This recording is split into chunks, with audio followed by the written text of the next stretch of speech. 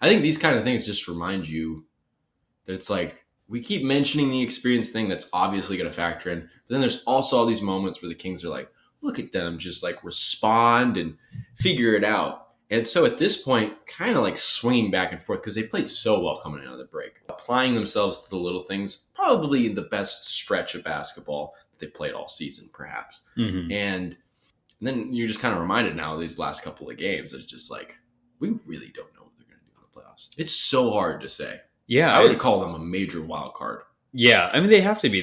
They have such a good offense, but their defense is just, it's questionable, but anything that's even generous saying, and then the lack of experience for sure. Mm-hmm. It's like, what are they going to do?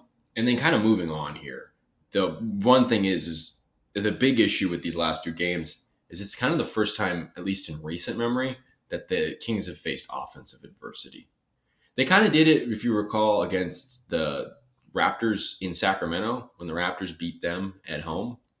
And they disrupted Domas.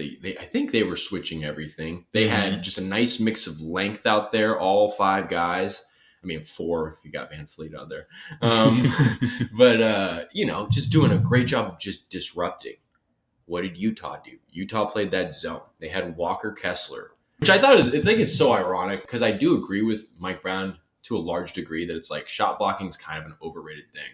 But damn, when it works well, when you have the mobility and the strength and awareness, it's just kind of interesting after that game. Mike Brown, after all season, his whole career as a coach, just kind of going like, shot blocking. Just being like, yeah, he kicked our ass. Like he's 5 blocks in the game.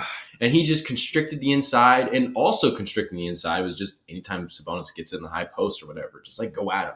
And you definitely saw Boston do that. Yeah. And Boston did it in a manner that was very similar to what Toronto did. Now, of course, it's like Sabonis still gets a triple-double and everything like that. But you can see how it totally affects the rest of the offense. Yeah, and I mean, he had a triple-double, but I mean, how many turnovers did he have that game? 6 or 7? Yeah, it was, they're quite racking a up. few.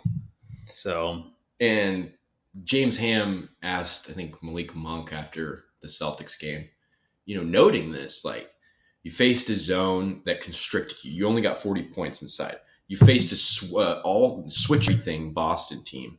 You only scored 109 points, 38 points inside, and never really got into they exchanged runs with the Celtics, but it still kind of felt like it was not the same thing. I mean, nobody scored over 20 points in that Celtics game. yeah. I mean, the highest score was Fox at 18.